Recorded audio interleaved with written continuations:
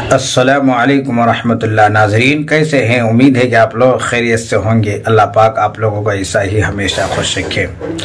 नाजरीन, कुरान करीम के बारे में हज़रत अहमद अली लाहौरी रहमतुल्लाह अलैह ने फरमाया कि पूरे कुरान के 3 चीज़ों पर अमल करने से मुकम्मल कुरान पर अमल करने जैसा है। अहमद अली लाहौरी रहमतुल्लाह अलैह ने फरमाया, जिसने अल्लाह की इबादत की, रसूलुल्लाह सल्लल्लाहु अलैहि वसल्लम की इताअत कर ली और जिसने मखलूक की खिदमत कर ली, गोया के कुरान करीम के 30 पारे पर अमल किया, 6666 आयतों पर अमल की। यानी जिस बंदे ने कुरान करीम के अगर मुकम्मल अमल करना चाहता है और ईमान के मुकम्मल दर्जा तक पहुंचना चाहता है, तो जिसने अपनी ज़िंदगी के अंदर 3 काम कर लिए तो गोया कि उन्होंने ईमान के मुकम्मल दर्जा तक पहुंच गया।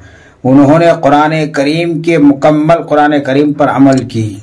3 चीज़ करनी है। जिस बंदे के अंदर 3 चीज़ों की अमल आ गई, अल्लाह की इबादत में ज़िंदगी गुजारी, रसूलुल्लाह की इताअत के मुताबिक ज़िंदगी गुजारी और ख़िदमत खल्क़ की, तो गोया कि इन्होंने कुरान करीम के 30 पारों पर अमल किया, रसूलुल्लाह की मुकम्मल शरीयत पर अमल की और ईमान के मुकम्मल दर्जे तक पहुंच गया।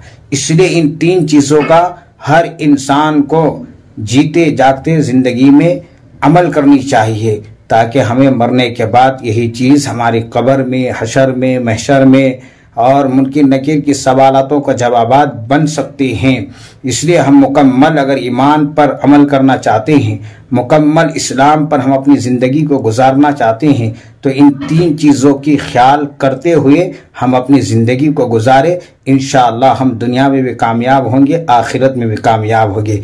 मुझे उम्मीद है कि ये बातें आप लोगों को अच्छी लगी है तो ज़रूर सदका जारिया समझकर दोस्तों को भी शेयर कर दीजिए, लाइक कीजिए। अगर कुछ ख्यालात का इज़हार करना चाहते हैं तो कमेंट करके ज़रूर बताइए। अस्सलामु अलैकुम वरहमतुल्लाह।